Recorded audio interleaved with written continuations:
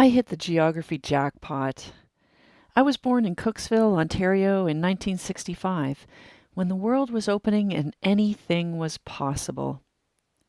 Generation X, they called us. Post-boomers, baby busters, latchkey kids.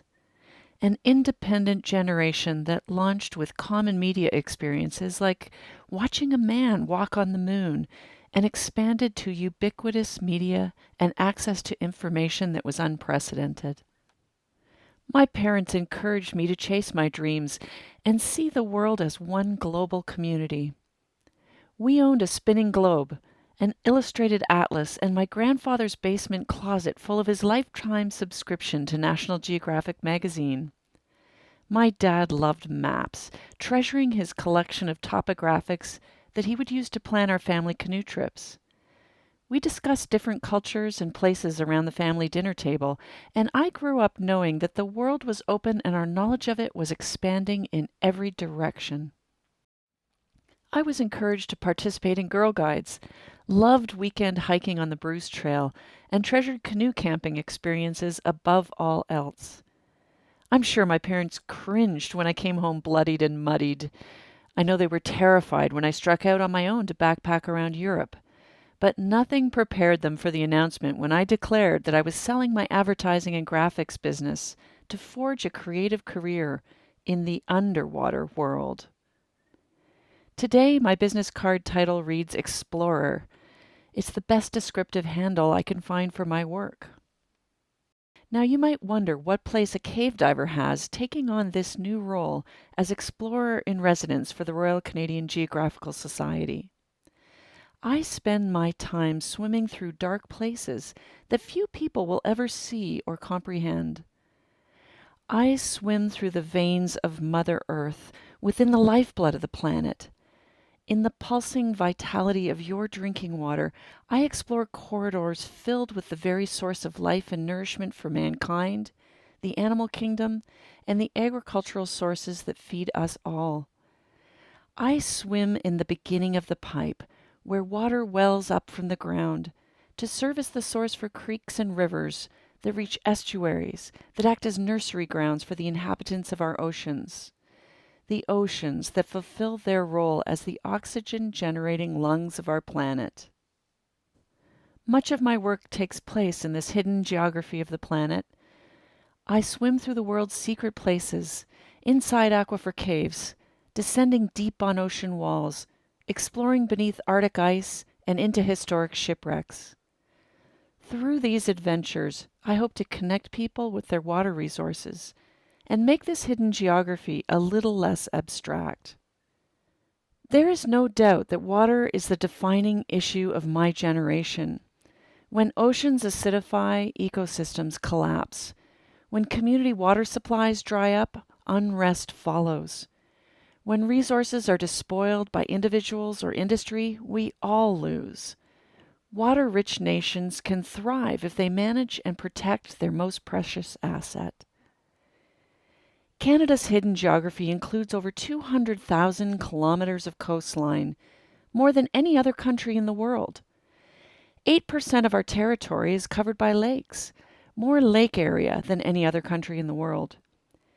We possess 9% of the world's renewable fresh water, yet only 0.5% of the global population. And according to a Nanos Policy Opinions poll, 62% of Canadians regard fresh water as the country's most important natural resource. A Circle of Blue Commission global study found that for 2/3 of us, key issues include water pollution and lack of safe drinking water. The health of Canadians is significantly affected by accessibility to clean, safe water. Each year, 90,000 Canadians fall ill from waterborne pathogens, and 90 people die, according to Environment Canada. As many as 75% of water systems on First Nations reserve communities have significant threats to the quality and quantity of drinking water. In the past several years, 25% of Canadian municipalities have experienced periodic water shortages. People simply do not know where their water comes from or how they can better protect it. Many of us don't realize how we're unintentionally overusing water in our daily activities and choices. Our waterways offer commercial and recreational fishing, tourism, and recreation. Our abundant reserves support the production of goods. Water irrigates our crops and bolsters the food and beverage industry. Flood control, drought mitigation, environmental purification, and reserves for biodiversity. We ask a lot of our hidden geography. The Royal Canadian Geographical Society has never had an explorer in residence. In fact, we're still trying to figure out what my role will entail and how we can fund some of these new initiatives. But I am a persistent dreamer who believes that once you set a plan in motion, anything is possible. My life is testament to that fact, and so I'm aiming for two key goals. First, I want to reach deep into the educational system to inspire young people to explore, both in person and through modern online outreach opportunities. I want today's youth to understand that the world is at their fingertips through a connected global community. I want young people to recognize that they can make bold moves creating new careers and initiatives to solve emerging problems that are important to them. I want them to know that anything is made possible through diligence and teamwork. Secondly, I want to share my adventures to help nurture a better connection between Canadians and their water resources. I want us all to celebrate and protect the summer arrival of humpback whales feeding on swarms of capelin in Newfoundland.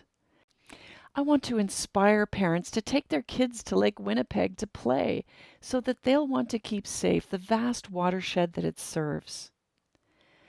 I want our citizens to learn from our First Nation forebearers about how to live in better harmony with our natural resources.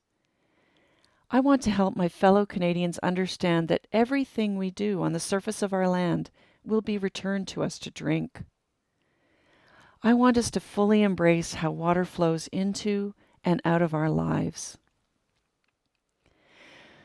For me, this appointment fulfills a life dream, the dream of a little girl who was told that nothing was impossible, the dream of a young girl guide who was taught how to live in balance with her world, the dream of a woman who discovered that doing what you love nets a far greater gain than can be measured by a paycheck.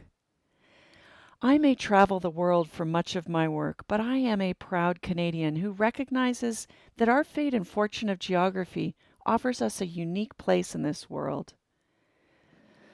When the world finds itself in conflict, people often turn to Canada, a stable, fair, responsible player on the world stage. En tant que Canadiens, nous avons la possibilité de diriger le monde par notre exemple. Nous pouvons vivre en paix et en harmonie avec notre planète de l'eau. As Canadians, we have an opportunity to lead the world by our example, that we can live in peace and harmony with our water planet. Thank you for entrusting me with this humbling and exciting role for the years ahead.